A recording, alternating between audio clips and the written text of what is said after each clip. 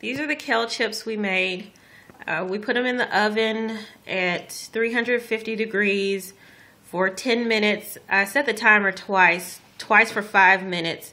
After the first 5 minutes, they didn't look ready, so I set it for another 5 minutes, and then checked them. Then they actually looked the same, but I felt them and realized that they had actually gotten crispy. So even though they looked like a deep green, like it was wet or something, it was actually crispy.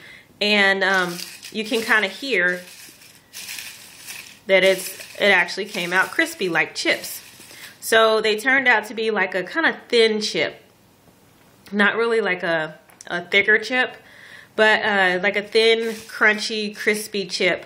And just tossed it in some olive oil in a bowl. You don't want to drench it, just drizzle it and then toss it.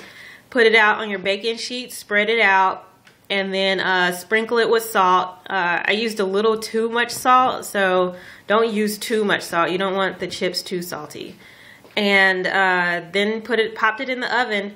I know a couple of people say turn them, but I just left them there.